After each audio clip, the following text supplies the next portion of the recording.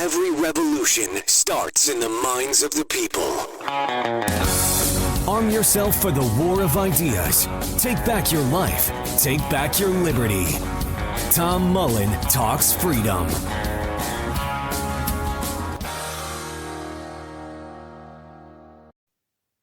Hello, everyone, and welcome back to Tom Mullen Talks Freedom. Today, I am very pleased to have as my guest Dr. Robert Murphy. Robert is a senior fellow with the Mises Institute.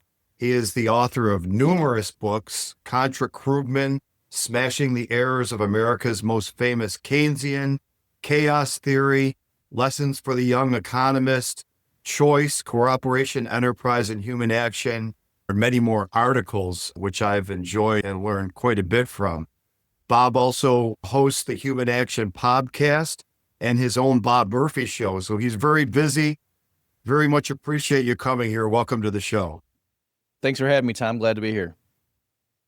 The reason I reached out to you, and it's going to turn into me getting a load off my chest or getting some confirmation of things I've been wondering about for years, was you did a podcast, I believe it was on the Human Action podcast with another economist, discussing a paper by a gentleman named Stephen Moran, where he suggests that there's a little bit more to the tariff strategy, at least a tariff strategy for the United States, than just not understanding David Ricardo and Adam Smith and the last 200 years of economics.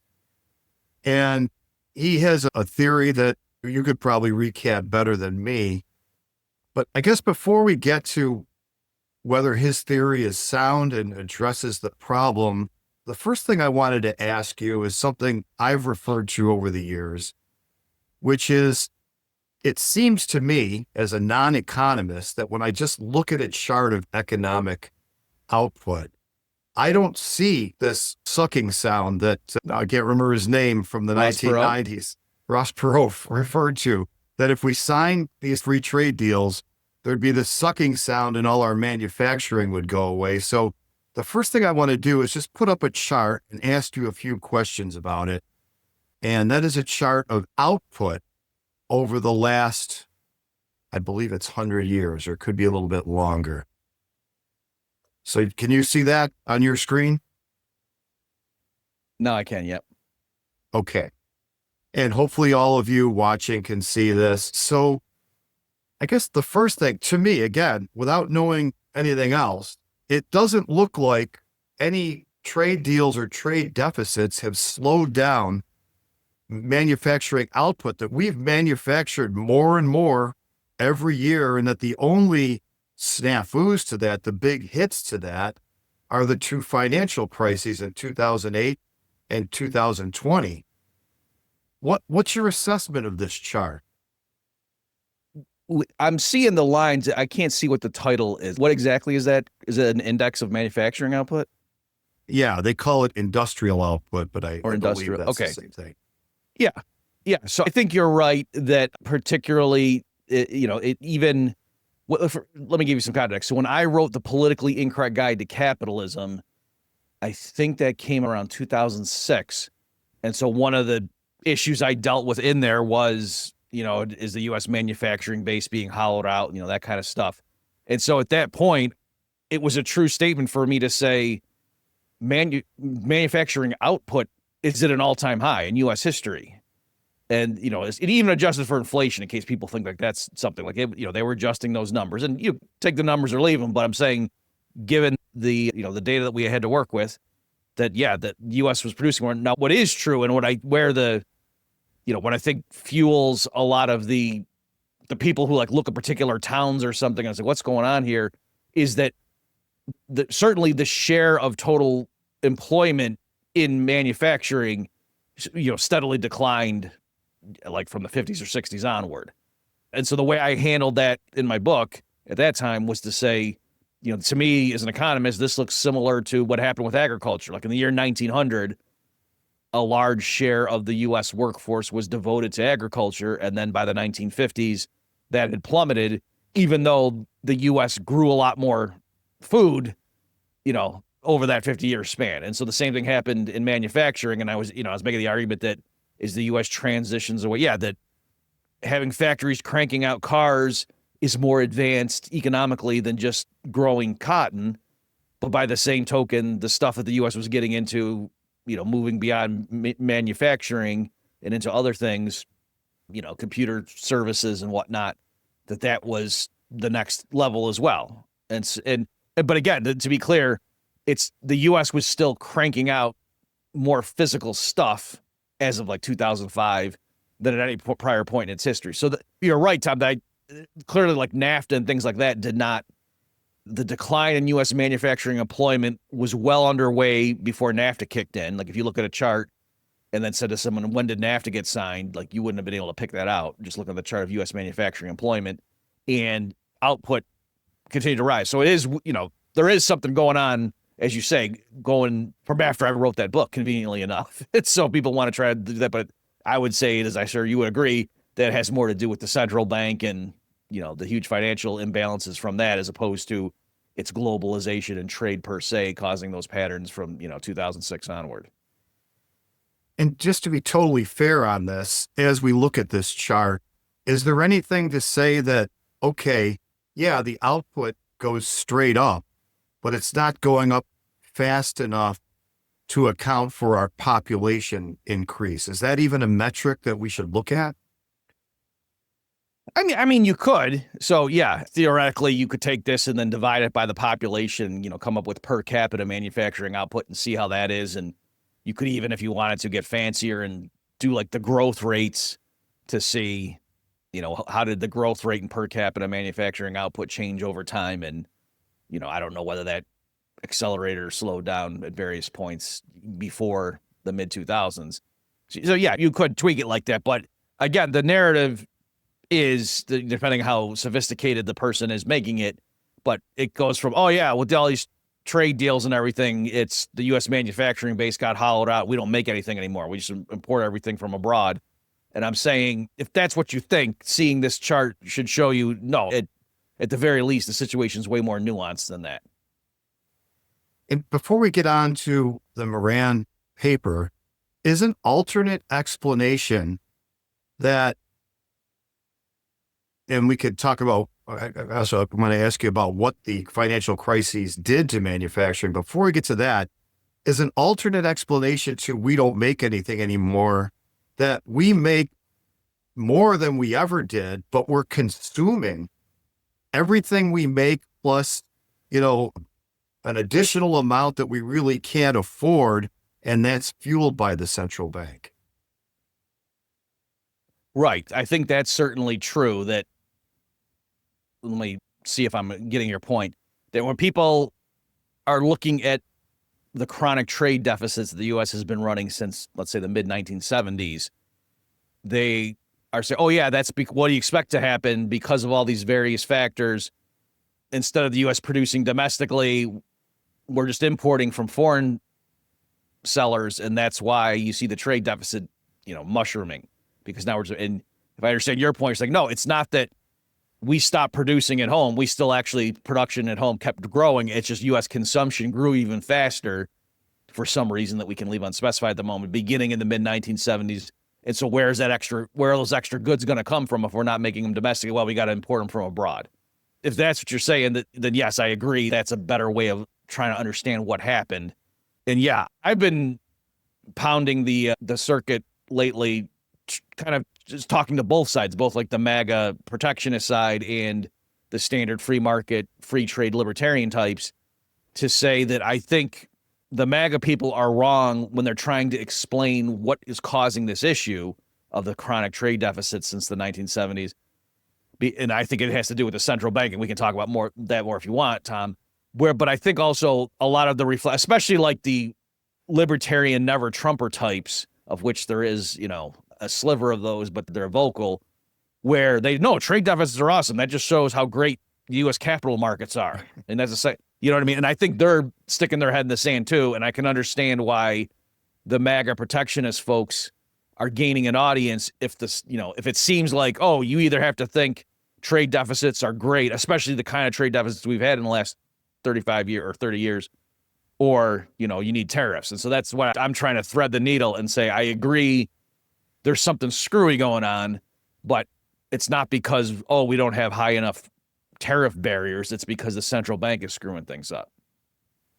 Yeah, I'm pretty sure, and you can correct me if this is a misparaphrase, that you and also Peter Schiff, who was just on the show last week, have said that in the past we've run trade deficits, even for long periods of time, because we were borrowing to increase our productive capacity. But in your opinion, is it not sustainable to just keep running trade deficits, total trade deficits, indefinitely, just for on the basis of consumption? Is that a problem, or is it not a problem? It could be a problem. So yeah, you're exactly right. And it was recently on the Human Action podcast, so at Mises.org for people. And it would have aired in early April 2025, depending on when you're watching this discussion. And yeah, the title of it was something like Triffin was wrong, Ron Paul was right. And I went through and I opened that, Tom, with this great chart that I found from it's like one of the Federal Reserve banks or something. Some guy did a historical analysis.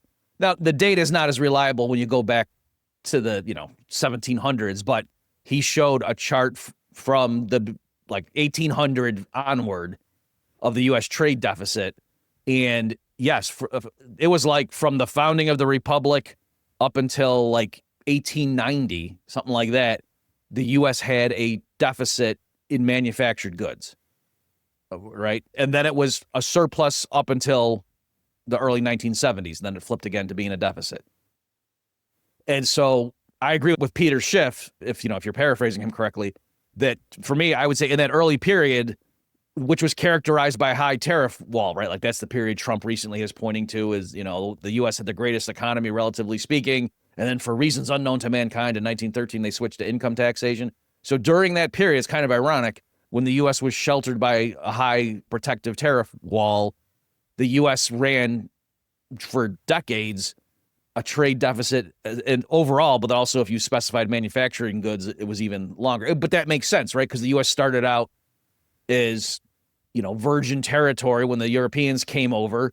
And then, just think of how would that work? Before the U.S. could become a powerhouse cranking out stuff from factories and exporting it to the world, they need to build up their infrastructure. Well, how would they do that? And they could start from scratch and just, cut down trees and use rocks and whatever and start building tools and so on as if they were the first people on some new planet. But that would be silly, right? They imported a bunch of stuff that was made in London and whatnot. And that's what gave them a head start, right? So they could industrialize a lot quicker in the 13 colonies and then the early republic than it took the Europeans and the British. So my point is that if you think about it, that totally makes sense. And like you're saying, Tom, I think that was a sign of how healthy and vibrant and what potential the U.S. economy had in those early years. That investors around the world knew, I'm going to get the highest rate of return adjusted for risk investing in the United States than I will if I invest in old Europe or, Great Britain. And so just, thinking about that's what it would look like. If an alien was in space looking down on planet Earth, they would see all of these semi-finished goods and tools and whatnot flowing from Europe across the Atlantic into the Earth, the young United States to get them up and running. And that would show up as trade deficits. Okay, so there's that. So I think that's healthy. What we've seen since the 1970s, I think, is, overconsumption. Americans living beyond their means, largely fueled by the U.S. federal government's debt. If you do a chart of the net international investment position, which a lot of the MAGA people have been looking at recently, where the U.S. right now, it's like negative 28 trillion or something. And it's racked up just over the last few decades, that it was basically balanced as of 1990-ish.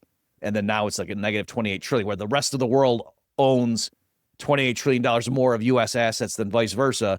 And that chart looks like the mirror image of the increase in the gross U.S. federal debt. Okay, so I think what's happened is Americans in general have borrowed a bunch and then spent it not building factories and stuff like that, but just consuming, broadly construed. And that's what's fueled the trade deficits from the 70s forward. So in terms of the accounting, this last thing I know I've been talking here is filibustering, Tom, sorry. Just think of like a regular household. If you say, is it okay to live beyond your means?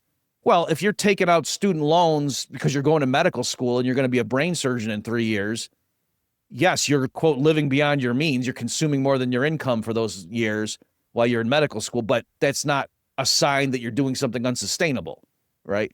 Whereas if you're just a 22-year-old living with your parents and you're running up credit card debt, going to the bar with your friends and stuff, and you don't have a job, you're also living beyond your means and accumulating debt, and that's not productive. And so you can say, yeah, that is unsustainable, right? So the fact that you're consuming more than your income could go either way. Or if you're a retired person and you're just drawing down the assets you built up over your working career, you're living beyond your means. But so long as, you did the calculations right and you're probably going to die and still have money left for your heirs, there's nothing intrinsically wrong or unsustainable about that, right? So I'm saying the accounting is agnostic. You have to know more information. And that's the mistake I think the knee-jerk and, never Trumper libertarians make, is they think trade deficits always mean this is great because people are lending us money, people want to invest in us. And I'll say, well, a 22-year-old who's running up his credit card debt, in terms of the accounting, you could say, oh, the credit card companies want to invest in his IOUs. That doesn't mean he's doing something responsible, and it's just showing what an economic powerhouse he is. Yeah, great point. Last question on the chart, and then we'll move out of the paper. Obviously, the other thing you can see about the chart is it's been now almost 17 years since late 2008. So that's not a short period of time. And certainly manufacturing output has ceased to grow at the rate it has. It looks like it's marginally higher than it was at the peak in 2008 and looks very level. So what are these financial crises doing to our manufacturing capacity, or why is output leveled off like that? So I'm sure the real answer is, multi-factored, and we would need to do a bunch of analysis to try to figure out what weight to assign to what.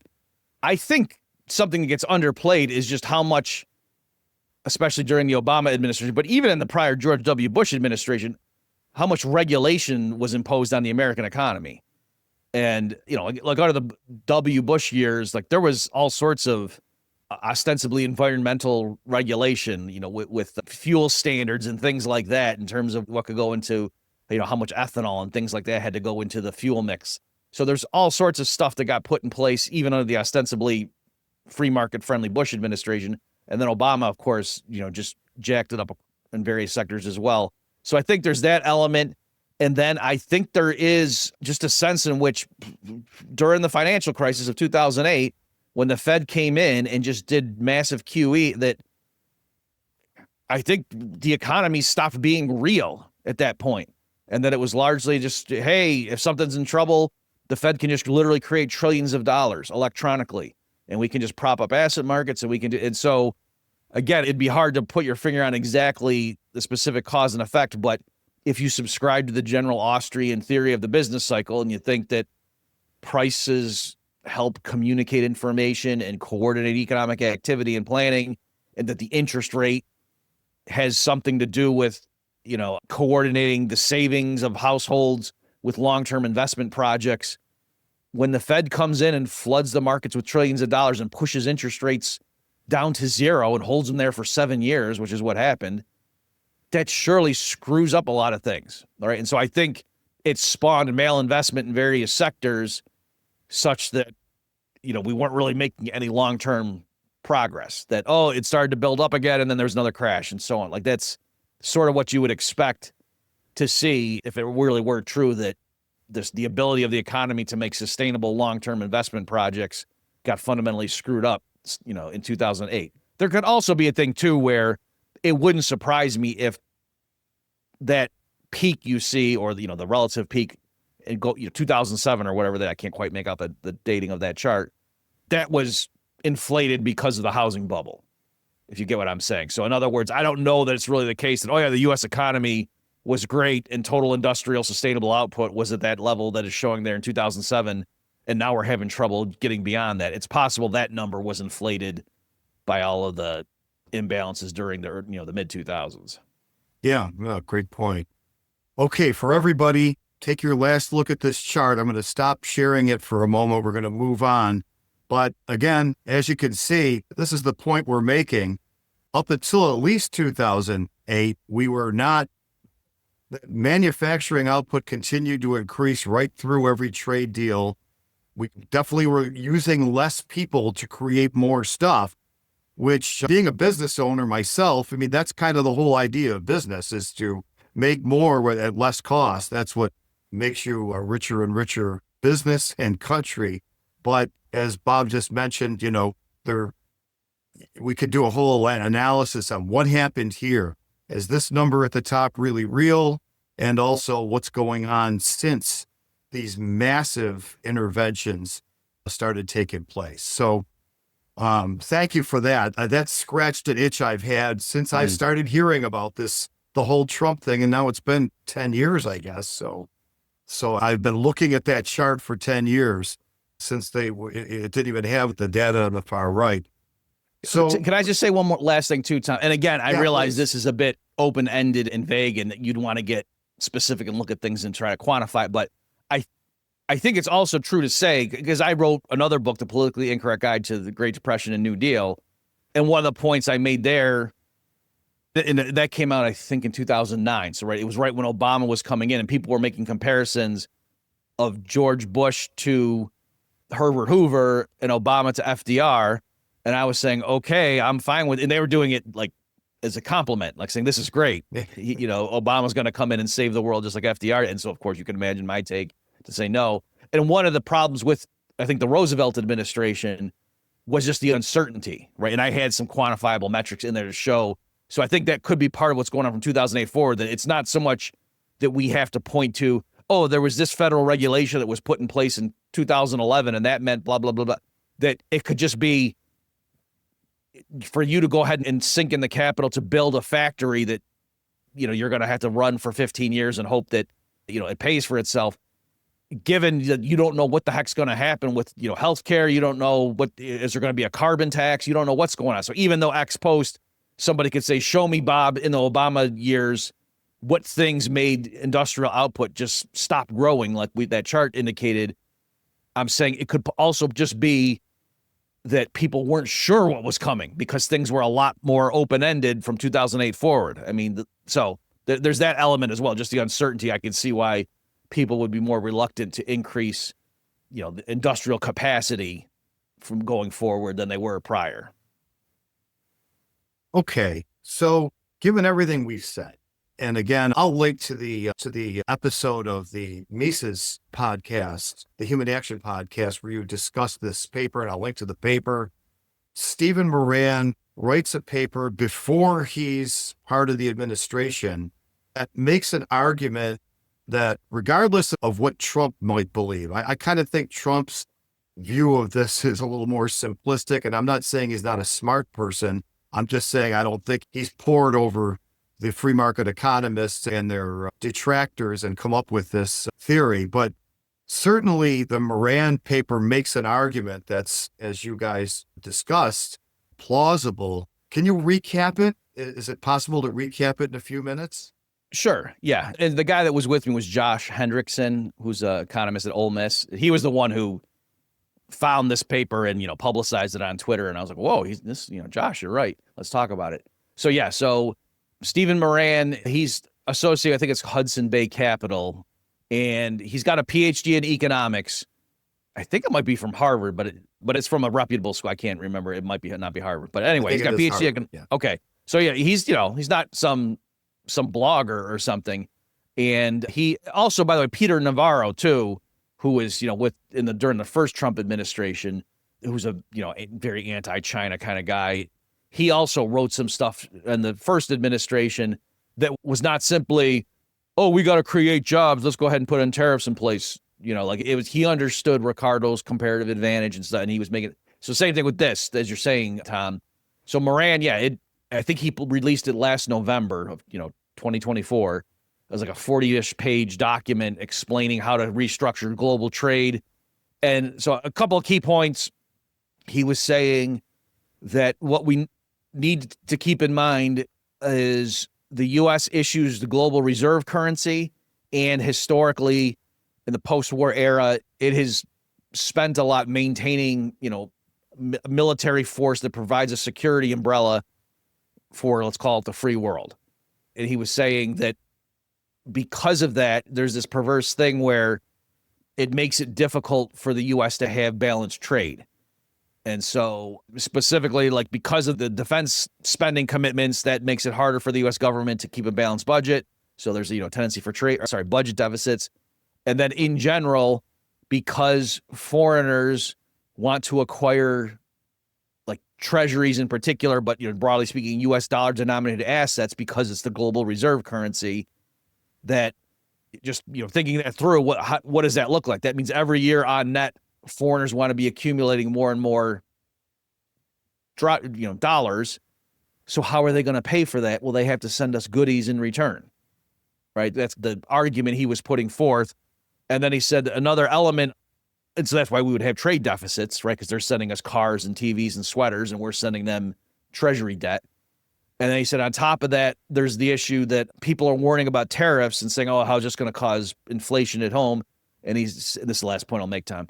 But he said, there's this thing called the optimal tariff literature, right, in economics. And then, he's correct here that there's results saying, yeah, in general, like a small country imposing tariffs, that's going to distort trade flows, blah, blah, blah, and cause what economists call deadweight losses.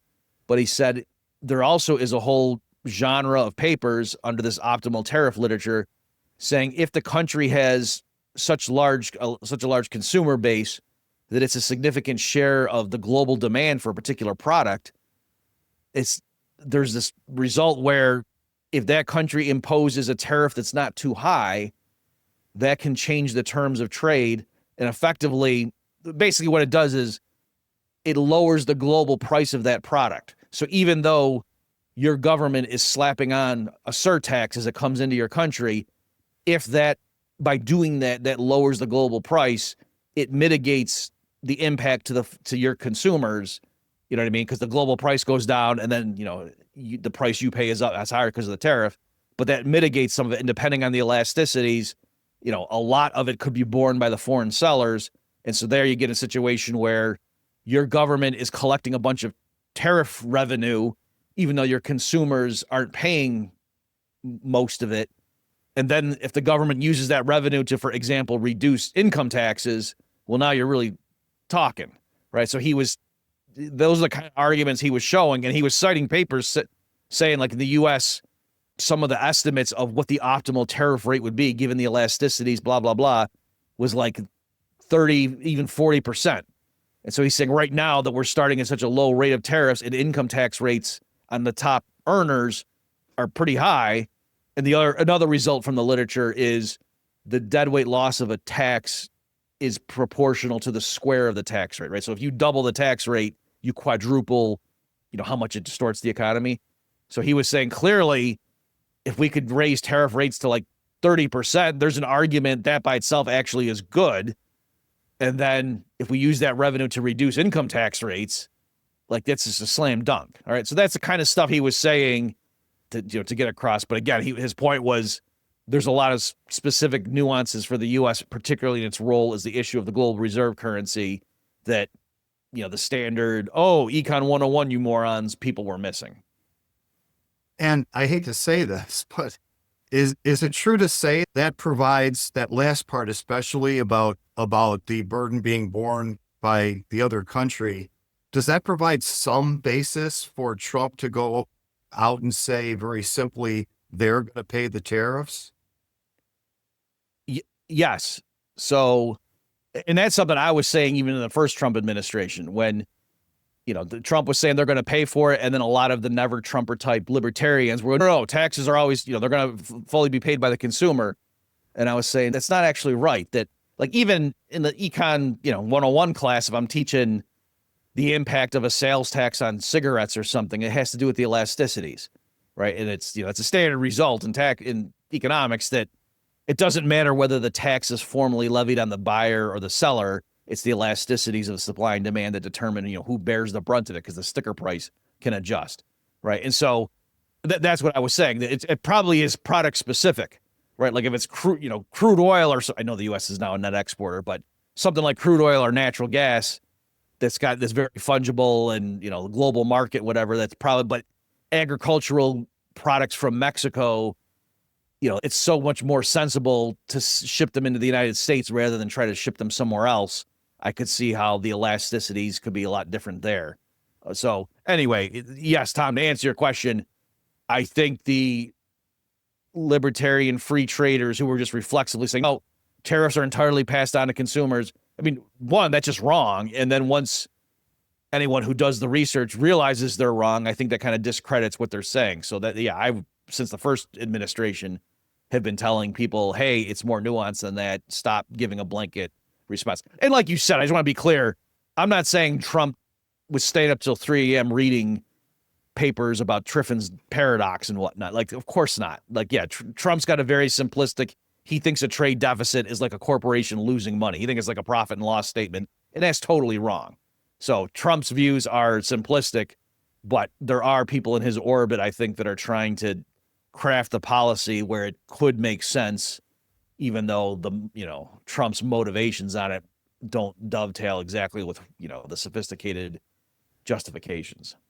And who knows, just to even be a little fair, maybe he's had deep discussions with these people, but you go on TV, you get a soundbite. He's picking the sound bites that can be defended, but, whatever. So who knows what's in his mind, but he certainly has sold this very well to a large part of the country. So I want to get I think there's there's a lot of ideological assumptions, like, we should be the reserve currency. We should be, providing defense to all these other countries I want to put those aside for a minute and just ask, is your impression of the paper that he makes the same mistake we talked about for the first half of this podcast, which is he's not looking at the output chart, because he constantly refers to his proof of the problem as jobs. And he doesn't seem to offer any proof that we're producing anything less. Yes, I agree with that even though the point of Josh and me going through it was to say, hey, this is a pretty sophisticated. The other thing, too, is when Josh and I went through that, this was just when Trump first came in and he started announcing like the regime of tariffs and whatnot that was going to be imposed. Like this was before April 2nd actually hit and people were kind of surprised by, the severity of the numbers. So the point, we are trying to just figure out like what's in store. And so let's read this paper from this guy that Trump nominated to be the head of the Council of Economic Advisors, because probably this guy has something to do with it. So that was partly what we were doing. But you're right, Tom. Even though I thought, oh, hey, this is a way more sophisticated defense of what's going on than just, free trade stupid, we're getting ripped off by China. I didn't necessarily agree with everything he was saying. And you're right that he was, as you say, he was just kind of taking it for granted that, oh, yeah, the issue is we need to have manufacturing jobs. Now, in fairness, I think that's part of the issue. That's certainly what a lot of the non-economists, but got like lawyers and political scientists and stuff like that are academics, but not, PhD economists.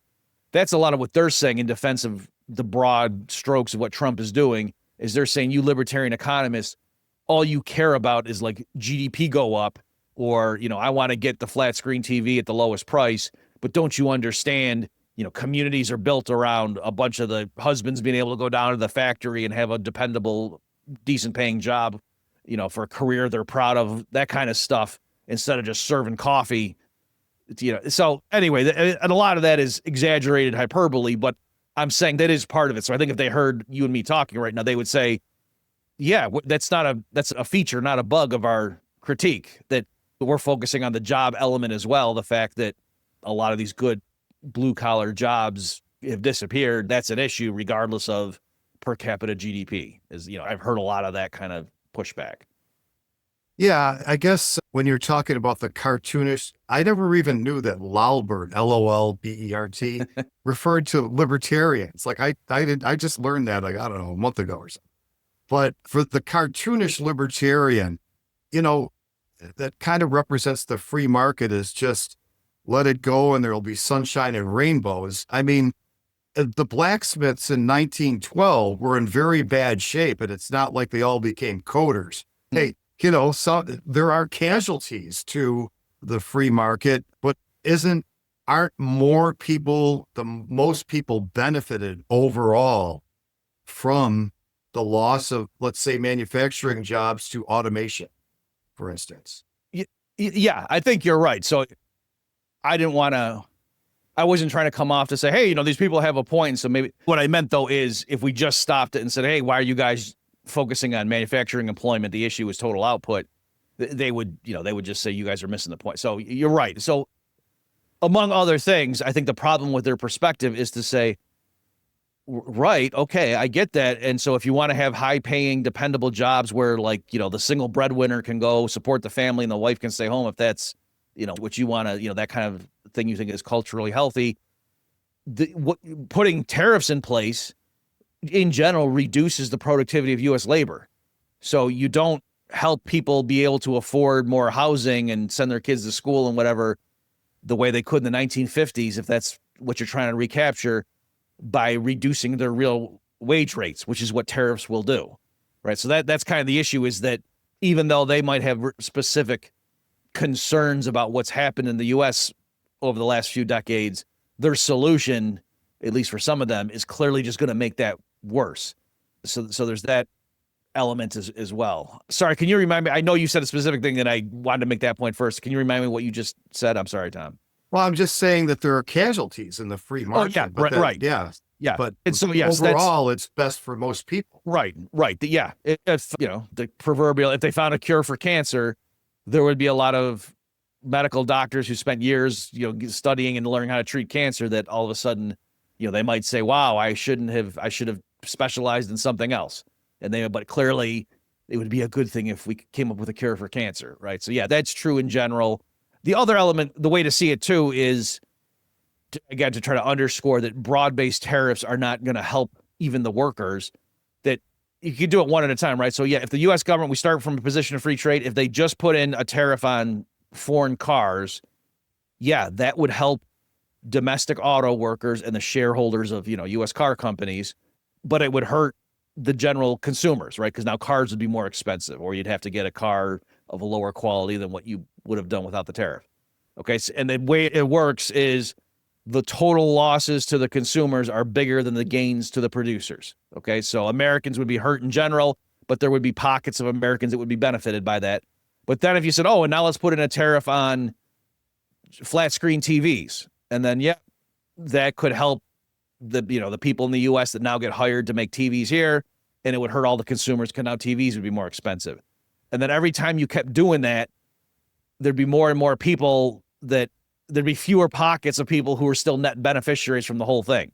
Because every time you levied a new tariff, the people who had been helped, the auto workers who were benefited by that first tariff, well, now their wages don't go as far if they go to buy a TV because of the tariff on the TV, right? So you can just keep doing that, and eventually you reach a point where there's barely anybody left who is a net beneficiary from the whole thing. And that's the problem, that tariffs in general are inefficient and cause more harms than gains, even though any given tariff does benefit some particular workers.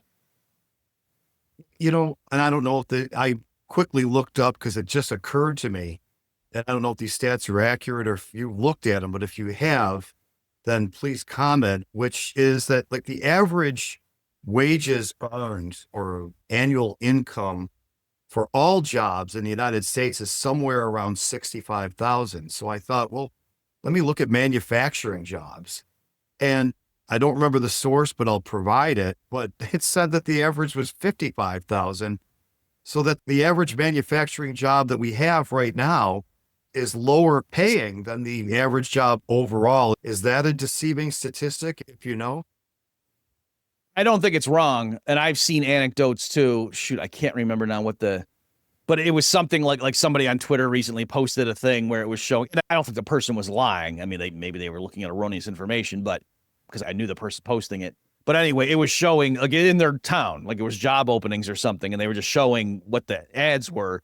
And it was you could go to the local plant making cars. I forget what it was. It might've been a foreign thing that was, located in the US, the Nissan plant or something. And it was 20 something an hour. And then there was another job that was clearly a service job. It wasn't serving coffee, but it was something like working at Kinko or whatever it was, but it was not some prestigious job that you would think would be even better than, going and building cars. And it would pay a little bit more per hour. And so the guy's point, is what you're saying is, what is this fetish with manufacturing jobs right here in my town, these job openings, you would make more doing the service job than you would going to the car factory, right? So I think you're right, Tom, that there is something. I mean, there's a bit of, I don't know how to describe it, but sort of like a manly, like, no, it's, to go in and swing a hammer or something or be a plumber. That's like God's green, red-blooded America. Whereas, you design websites for a living, that's pansy and liberal, So there is a little bit of that element to a lot of this stuff. But again, that kind of goes back to my point of, if what you want is to make it so the single breadwinner husband can go, buy a decent 3-bedroom house in a suburb somewhere and send his kids to school and whatever, and the wife can stay home with the kid, you don't help that by making housing more expensive, which is what's going to happen if you put in tariffs, and make his real wages go down, which is what's going to happen if you put in broad-based tariffs. So that's kind of what I mean, that I understand that there's very many reasons they don't like America today versus 1965, but putting in taxes on what people want to buy, that by itself is just going to make things worse. Well, I think that's a great place to leave it. I know you got to run. Is there anything in Bob Murphy world at the Mises Institute, at your podcast, you especially want people to look out for coming up? Yeah, actually, I also host a podcast. I know I host a lot at the Infinio website. It's called Infi, like it's a play on DeFi. And so that's at infinio.ai is our website. And there I specifically, I think you alluded to this, Tom, but the episode dropping later this week, April 18th, something like that, is going to be responding that John Carney of Breitbart was recently on the Tom Woods show arguing against Gene Epstein, pro-tariff. And then there was a guy, Spencer, arguing against Peter Schiff on Zero Hedge. And Spencer Morrison, I think his name was. And so anyway, I took clips from them that I thought they had some interesting arguments, like the pro-tariff side, and I analyzed those. So for people who want to see, get 3 layers deep into this stuff, I would go to the Infinio website and see that. All right. We'll link to that along with some other choice classic Bob Murphy. And Bob, thanks so much for spending the time today. Thanks for having me, Tom. The war of ideas has only just begun. Arm yourself with the knowledge you need by heading to TomMullenTalksFreedom.com and subscribing to our email list. And remember, every revolution starts in the minds of the people.